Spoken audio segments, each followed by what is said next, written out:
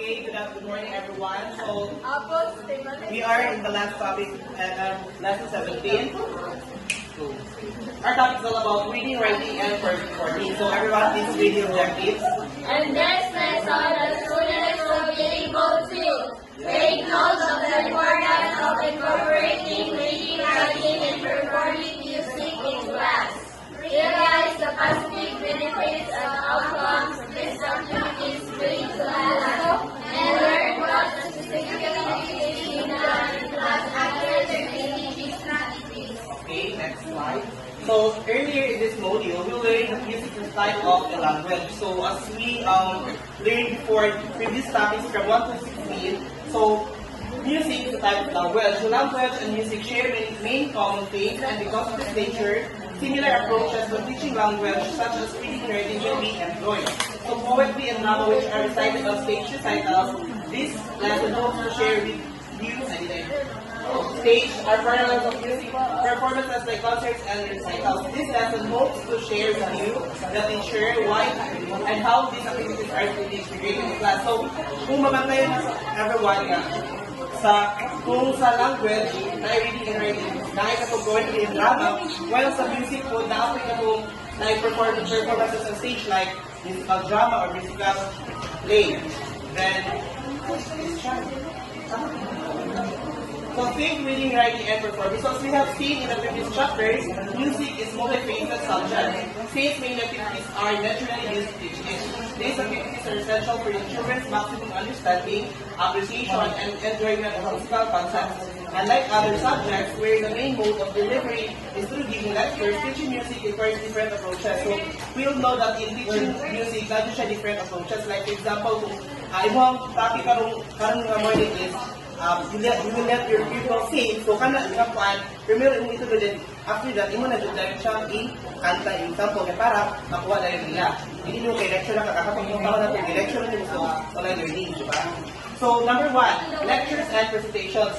Direct instructions. So what I've said, after yung mag-lecture, imo na dahil yung buon or yung kantawan para mag-suyan, masulit tayo sa mga bata. Bastos ka na na. Listening to musical examples. So, you will let your students paminaw sa mga musical examples like for example, di ba kaya dagan-dagan may klase ng music, right? Yes. So, ikuhanin mo yung mga pupils na paminawan mo sila sa lalayan nga genres of music. So, then analyzing while listening. So, kana siya, pwede po nato na siya ikuha sa mga batang i-analyze nila kung sila na paminaw nga song. So, with that, pwede nyo makuha nyo sila, ma-check nila pwede mo lang at the same time lang comprehension kay kung makasabot sila sa music or kanta na ilang ipaminaw din. Answering and describing music that was listened to. So, wala siya traditional yun. So, hindi na, bakuan mo nga, class. So, for example, dapat po appropriate sa estudyante. For example, dito po grade 1, din napapaminaw kang part na doon, kung tanto mo, ba, sa ako music to, hindi ko pwede. So, pwede ka ito mga, side simple lang na song, kung grade 1, na pwede po itong, Pero Leron Sinta, ano? Usa ko ng kanta, yes, with that, English, then, reading staff notation. So, atong previous lessons, atong mga notes, sa mga rest, left, etc. Kana, iba po lang i-read sa bata. Then, writing musical notation symbols, saying lang, atong mga notes, rest, left, etc. on the staff. Then, imitating sounds, singing the pitches or notes simultaneously when reading them and staff solve like here. Then, performances. So, in teaching music, dapat yung mga bata maka-perform. Especially kay music man engaging man nga fun yung nga subject. So, unlike others, wag yung kanta. So, kani siya, early performances, like for example, sa performances, so, pwede ka rin sa mga bata nga, magkatag ka ng activity nga para ugma, ipresent nila, magkakantahon sila rin yung sinta, karoon yung mag-introduce, then ihatagan mo yung example, and then, magkatumor sila na po mo perform. Next.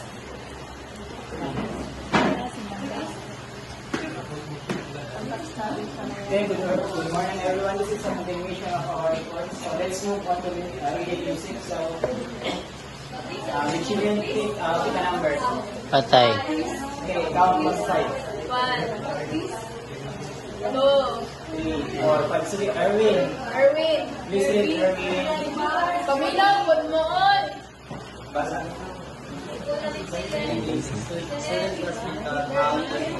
Student sa physical musical settings here accidental dynamics and signatures and Okay na ni ma'am? this is a way to make it in the deeper such as the factors of this the children will get a chance to live and to see the language used by profession, religion, and artists. Okay, very good. Wala, sakay mo. So, as a teacher, we need to Unsa day teach ka? our students on how to read a music. Like sa mga symbols, notes, rest, flip, silentals, and dynamics. So, para makabasa pa tayo, kailangan mo itudo sila kung sa yung mga simple na mga basic na kuhan sa music. So, next year. So, kung yung mga activity na pwede natin ikuha sa mga future children in the future. So, first is using flashcards with pictures of notes or pictures of letters. So, kini pag pinapaagal is mas effective ang learning sa bata in terms of reading music. Kaya kung nasa rin makita nila, unlike nga kanang itong like pagkahon ng music is memorize na yung nila ang music. Kaya dito nga nasa rin makita nila ng notes kung sa dito. O sa kadua is repetition or the simultaneous singing and participation tone while reading it. So, ang kini is kanang like magpakanta ka, dormi pa sila tindo. Yung kini is masanay ang mga bata o makanta while nasa sila makita ko nila, magpakantahon mo sila o mapukay kakita ang flashcard. So, from there, so magpakanta ka nila, dormi pa sila tindo o mas makita ko yung mga kira ko na nila ang Ay, snack lagi. During yung like, kanang dili ang nila i-memorize ang kanang during yung which is inamong mabasa. O secondary is the simultaneous tapping or clapping of our rhythmic pattern while reading it. So, kini is, for example, like sa high note is sa kapakpak dahil sa full note is the kapakpak is really ma-develop sa mga bata ang timing sa music. Like, importante po kayo sa music at timing man dyan. So, ang fourth is reading a single melodic line of music. So, diri is, hindi mo basta-basta i-gaw ng mga bata na i-pamod, hindi mo basa. Like, for example, elementary pa man, it's still developing pa man. So, yung first single melodic lang, ang tulad mo muna, dili mo kanang usap ito kanan para dili magligo mga bata dito, magsunod-sunod na process. About 5 is 2 or more group of students singing 2 or more different melodic lines. Wali po ni and harmony. So, dili is, as a teacher, pwede mo tawahan ng mga bata into 2 groups. So, lahi ako kanila sa soft note, lahi pa makakita sa high note. So, dili ma-develop sa mga bata ang Blending. duha ka sound in one song. So, dili ma-develop sa mga bata. So, para like ang magkanta dito, sunod-sunod dito, mag-alana sila Or na harmony, na sight blending. reading exercises. So, kini is kanang like kanang dito, magpabasa sa mga bata ng mga music na wala pa na practice para maanid ang mga bata o ma-develop sila na kanang magbasa dito sila na dili familiar sila, dili na mag-focus sa kanila bilang interpreting mo gipapresent sila ha, magkakata dito sila kanang dito, and dili familiar sila ha, para maanid sila. O sabi is using similar substitute symbols to notes and rest for beginning learners only. So, kini is, kung magtulong sa mga bata is yung mga sayon pa, especially sa mga beginners. So, from basic hanggang sa mga lisod ko, para dili maglisod ang mga bata, online process of learning sa bata. And next is writing music. Once students get accustomed to reading the different musical symbols they see and stuff, it is imperative that we also learn how to draw or write this by themselves. This ensures that music literacy is conveyed writing music as a good tool or reinforce a child's musical learning and memory retention. This is similar to very young students learning how to write the letters of the alphabet. And the numbers in mathematics and the writing this. So, in writing music is kinabitang ay kabalo naman sila mabasa, kabalo naman sila basa ng music. So, tuduan na po din yung sa pagsulat ng music. So, kung ano yung mga activity na pwede natin ikuha sa mga bata, like drawing musical symbols, pinay pa lang is kanang sa basic naman, so ipadrawing sa natin sa mga bata. Kung usa yun ang manood, press, read, so para na is, ano sa kanang murag sa sector is Makabalo na sila kung saan din ang mga notes request. And writing teachers and the staff after hearing them or understanding or through recording. So, as a teacher, pwede ko ka magpasulat ka sila, magpa-play ko ka mga Video. instrument, magpa-play ko ka mga instrument or recording para sa mga bata. At least, kahit na natin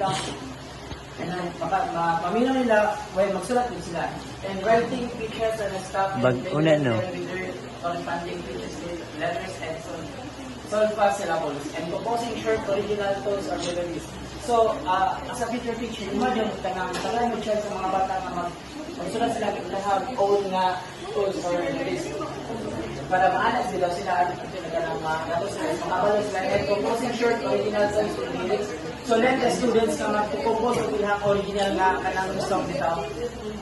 So, wala to, basta in teach and in reading, tutulungan mo sa mga bata in teaching, reading music and writing music is importante kini mga activities at sa future teacher dapat maaso din ma-adapt para matuto na to in the future sa atong mga students, especially elementary because we teach elementary students. So the last one is performing music. So having students perform music is an excellent way to assess the level of their musical understanding since music is a performance of musical activity.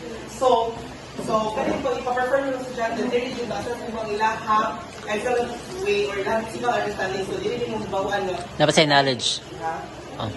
Nakali, for example, kung di pa kanin sila, ipaperform nila sa discipline, mo pa lang, akin mo sa hindi din siya pag nakita ko sa voicing, so hindi din siya mag-tenor, hindi din siya mag-soprano, so yung day para din nila sa alto, so yan, paano mo ilahang isa sa music. And rather than giving paper quizzes test or reaction papers, the teacher can use performance of graded both instead. So in music, rather than giving paper quizzes or tests or reaction papers, so matindot yun na ipaperform yung mga bata. Ay, performance of yan. For the students, performance offers them an opportunity for individual self-expression and creativity.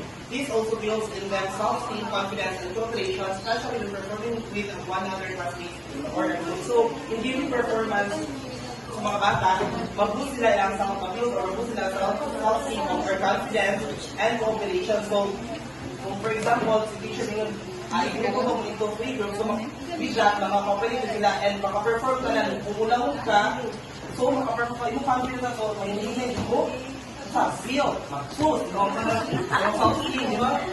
Mark? Si Mark, naka-additional. Okay. That's all. Dangan kayo, oh.